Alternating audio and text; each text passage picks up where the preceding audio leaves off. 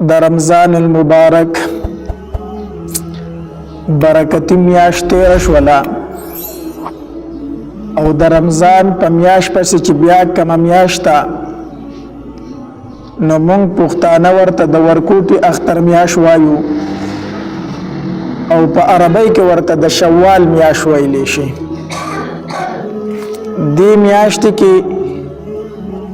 دوه کارونه چې دي دا سنت دي. یو په هغې کې نکاح کول سنت دي ځکه چې زموږ د خلکو دا عقیده ده چې د دوو اخترونو په منځ کې واده کول دا سپیره وي. دا زموږ د خلکو یو رواج دی، یو رسم دی، یو خبره ده، خو د دې خبرې په شریعت کې هیڅ اصل نشته دی او دا د ځان نه یوه جوړه شوې خبره ده او دا وسنۍ خبره نه ده جوړه شوې، وسنۍ رسم نه دی بلکې احادیث مبارکه ته چې وکتل شي نو دا رسم د جاهلیت د زمانې رسم دی. د جاهلیت په وخت کې هم دا طریقه وه چې خلکو به ویل د ورکوټي اختر په میاشت کې واده کول دا سپیره وي او نه خو هغې وخت کې هم دا رسم او دا رواج و. د دې وجې نه نبي علیه الصلاة والسلام د عایشه صدیقه رضی الله تعالی عنها نکاح هم د ورکوټي اختر په میاشت کې کړې وه او واده بیا هم د ورکوټي اختر په میاشت کې کړی و. دا نبی علیه الصلاة والسلام د دې رسم د ختمولو دپاره داسې کړي وو ځکه هغې زمانه کې هم دا رسم چې خلکو به وي د شوال په میاشت کې واده کول سپیری. نو نبی علیه الصلاة والسلام د عایشه رضی الله تعالی سره چې نکاح کوله هم په دې میاشت کې وکړه او چې بیا یې واده کو هم په دې میاشت کې وکړو ځکه چې نبی علیه الصلاة والسلام رسمونه ختمول او دا زیاتره رسمونه چې جوړ کړي دي دا ښځو جوړ کړي دي. یو کتاب د الله او د رسول کتاب دی او دویم کتاب د ښځو کتاب دی ځکه چې دا ښځې چې کومې خبرې وکړي دا په یو کتاب کې هم دغه خبرې نه میلاویږي. لکه د دوی په رسم کې یو دا رسم هم دی چې د جمعې په ورځ به جامې نه انځي، وایي د جمعې په ورځ باندې جامې انځل ښې نه وي. حالانکې تاسو د مدرسو کې وګورئ دا طالبان چې څومره کپړې انځي نو د جمعې په ورځ باندې انځي ځکه دا وایي چوټي خو د جمعې په ورځ نو که چېرته دی کې څه قباحت وي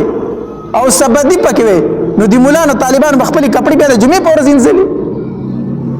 نو دا د ښځو جوړه شوې خبره دغه شانتې وي مازدیګر یا ماښام کور جارو کول ښه نه دا ده که نه دا اوس دوی د ځان نه جوړه کړې ده. صفایي ده کو ماښام یې کوي کو مازدیګر یې کوي کو سهار یې کوي چې څه ټایم کوي دا صفایي وکړه په دې کې د شریعت د طرفه هېڅ نشته. دا د ښځو د ځان نه جوړې شوې خبرې دي. نو وایي د دوو اخترونو په منځ کې واده کول چې دي وایي دا سپیره دي دا هم د ښځو جوړه شوې خبره ده خو دا ډېر مخکنی رسم را روان دی. نو نبی علیه الصلاة والسلام د عایشه بیبي رضی الله تعالی عنها نکاح هم د شوال په میاشت کې کړې وه او واده هم بیا د شوال په میاشت کې وکړو. او عایشه بیبي فرمایل وی خلک وی چې د دوو اخترونو په منځ کې واده کول سپیره وي وی زما نه څوک بختوره ده، زما په شانتې بختوره ښځه په دنیا کې کم ده او زما واده د شوال په میاشت کې شوی د ورکوټي اختر په میاشت کې شوی او زما په شان بختوره ښځه په ځمکه باندې نشته دی. زه بختوره ځکه یم که نه چې د نبي علیه الصلاة والسلام مزار مبارک قبر مبارک چې دی دا زما په اجره کې او زما په کوټه کې دی. د نبی علیه الصلاة والسلام روزه چې دا زما په کوټه کې دی نو زه ځکه بختوره ښځه یم او زه بختوره ښځه ځکه یم چې د نبی علیه الصلاة والسلام لاړې مبارکې او زما لاړې په اخري ټایم کې یو ځای شوي دي، اخري ټایم کې یو ځای شوي دي. زما ورور عبدالرحمن رضی الله تعالی عنه راغی نبی علیه الصلاة والسلام ته مخامخ ودرېدو. نبی علیه السلام په دې ټایم کې سخت بیمار و. نو عبدالرحمن رضی الله تعالی عنه ته مخامخ ودرېدو او عبدالرحمن رضی الله عنه مسواک کو. وی نبی علیه الصلاة والسلام زما د سینې ته داسې ډډه والې وه زه ورته شاته ناسته وم. وی نبی علیه الصلاة والسلام زما د ورور ته ډېر زیات کتل. وی زه پوه شوم چې نبی علیه السلام شوق لري د مسواک سره. وی ما ورته وی چې د الله پاک پیغمبره مسواک ته دې شوق کېږي؟ نبی علیه الصلاة والسلام راته سر مبارک وړکاو چې هغه مسواک مې زړه غواړي. وی ما د خپل ورور نه هغه مسواک واغېستو نو چې ما واغېست د هغې دا سر لک کلک و داسې کلک وو نو ما هغه په خپل خوله کې پوس کولک وی بیا مې نبی علیه الصلاۃ والسلام لور کو وی نبی علیه السلام هغه مسواک داسې وکړو چې نبی اسلام په ژوند کې چرته داسې مسواک نه وکړي داسې مسواک په مینه باندې وکړو وی بیا چې ما هغه مسواک د نبی اسلام نه واپس واغستو چې قتل مې ورته په مسواک پر د نبی اسلام د خلی مبارک هغه لاړې مبارک انخته وی ما چې د خود نبی اسلام د خلی مبارک لاړې دی راشد دینه بل ختمه مکدا وی بیا مې هغه مسواک په خپل خله کې وو نو بختور خزه زکه ما چې په اخیری ټایم کې په اخیری وخت کې زما لاړې او د نبی اسلام لاړې مبارک څه شي دی یو ځای شوی زمانه بختور خزه بل کم ده او بختور خزه زکه ما چې د نبی اسلام سا مبارک زما په غیږ کې ختلې ده د نبی علیہ الصلوۃ والسلام سر مبارک زما د سینې او د زنې ترمنځ وو په دې ځای کې زما د نبی علیہ السلام سر مبارک او ځان ته اړم کړو داسې زه ورته شاته ناستم او په دې کې د نبی علیہ الصلوۃ والسلام نه روح مبارک لاړو نو زمانه بختوره خزه بلشتا د نبی علیہ السلام سا مبارک زما په غیږ کې وتی ده د نبی علیہ السلام لاړې مبارک او زما لاړې په اخر ټیم کې یو ځای شوې دي او د نبی علیہ السلام روزه مبارک دا زما په کوټه کې ده نو زمانه بل کومه بختوره خزه چې خلک وي د دوه اخترونو په منځ کې واده کول سي سپیری او زما وادم د شوال په میاشت کې شوی دی نو یو طریقه کو په دې میاشت کې څوک داسې وکړي چې په دې نیت باندې نکاح وکړي او واده وکړي په دې میاشت کې چې په دې میاشت کې نبی رسول الله د عائشې بیبي سره نکاح کړی ده او نبی رسول الله د دې رسم ختمولو لپاره دا نکاح کړی و زبم نکاح په دې میاشت کې ځکه کوم چې دا رسم ختم کم دا سنت طریقه د انسان ته په ثواب میلاويږي دویم په دې میاشت کې شپږ روزې نیول دا هم سنت دی د نبی علیه الصلاۃ والسلام لکه حدیث مبارک کې راځي نبی علیه الصلاۃ والسلام فرمایي من صام رمضان ثم اتبعه ستا من شوال كان كصيام الدهر او كما قال عليه الصلاۃ والسلام د مسلم شریف حدیث مبارک ته نبی علیه الصلاۃ والسلام فرمایي چې د رمضان المبارک روزې اونیوي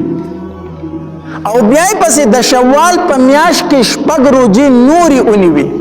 نو نبی علیہ الصلوۃ والسلام فرمایي دا داسې شو چې دی انسان ټول عمر روزې اونیوي یو روایت کې راځي لکه پوره کال روزې اونیوي پوره کال روزې اونیوي علماء لیکلي دا څنګه نو الله تبارک وتعالى د یو عمل د نیک عمل کم از کم بدله چې ورکوي نو په لاسې ورکوي تا یو نیک عمل کو پکار خدای چې تا ته یو نیک میلو شي کنه لیکن الله تبارک وتعالى د یو نیک عمل بدلی په سو سره ورکوي په لاس سره یو نیک عمل دیو کو الله تبارک وتعالى یو نیک نه درکوي یو په لاس درکوي کم از کم او بیا چې په څومره اخلاص زیاتیږي نو دومره غنی کوي سی واقعي حتی در دې پر چوبو وسو ته ورسي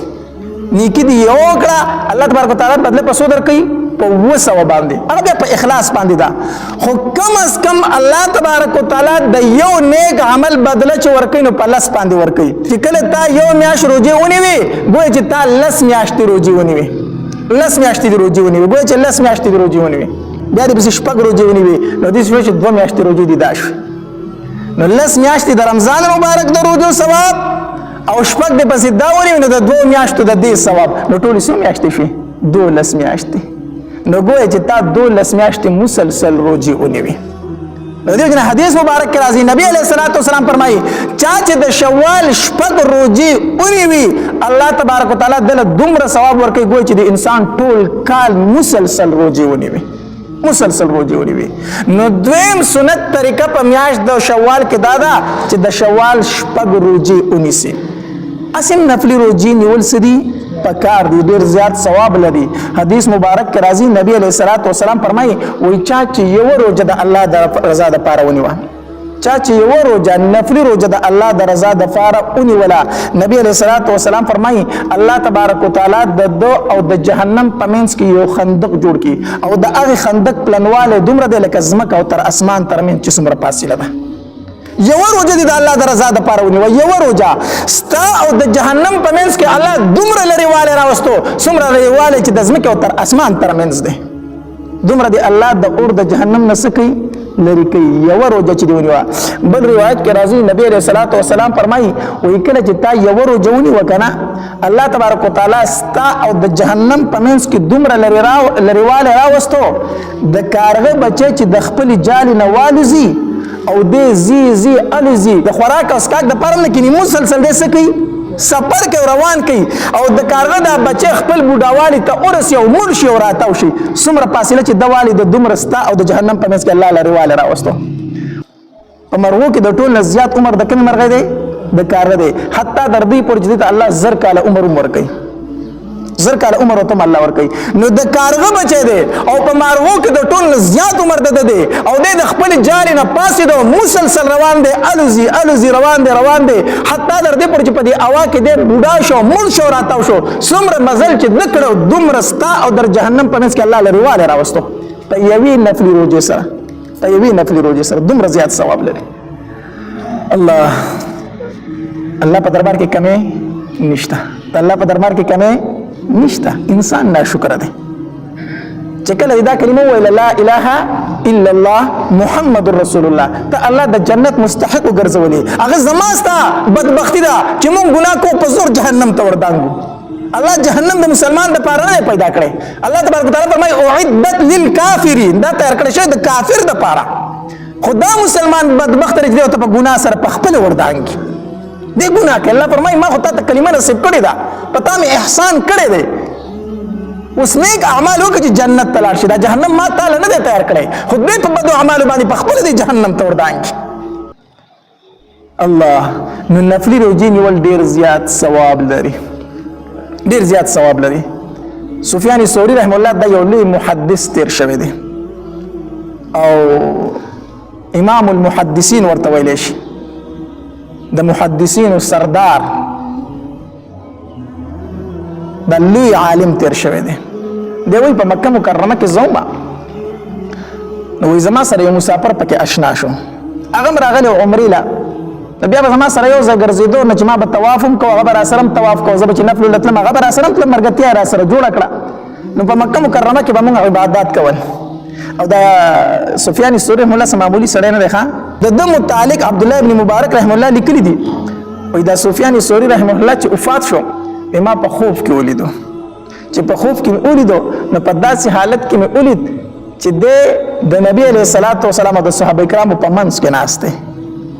د صحابه کرامو او د نبی علیه السلام په منځ کې ناست دی ما په خوب کې داسې ولیدو د عبدالله ابن مبارک رحم الله سړی کې سړی نه د تبم امام المحدثین ویل کېدو نو دوی ما د خپل مرګ په داسې حالت کې ولید چې د نبی اسلام او د صحابه کرامو په منځ کې ناست دی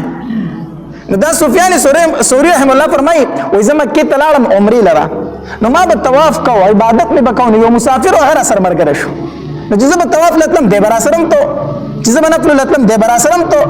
نو ما سره ملګرتیا جوړه شوله بهرحال یو ځای پاتې کېدو عبادات خو به کول مسافر و بیا دی بیمار شو نو چې کله بیمار شو نو ما ورته وی چې لکه بیمار او د مرګ او د ژوند هېڅ پته نه لګي کو په زړه دې څه وصیت نصیحت یې هغه راته وکړه په زړه دې څه وصیت یې هغه راته وکړه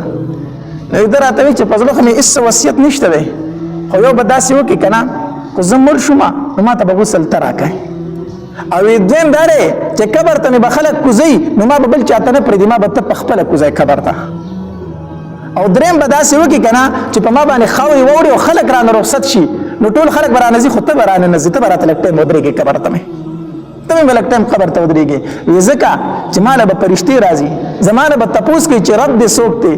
دین دې څه دی د نبي علیه الصلاۃ والسلام متعلق به رانه تپوس کوي نو چې ته مې قبر ته ولاړې نو زما زړه ته به لږ اطمینان وي چې زه سفیان ثوری مې خوا کې ولاړ دی زما زړه ته به لږ څه ناڅه اطمینان وي نو زما نه به زر نه ځي مرګ ډېر ګران څیز دی ښه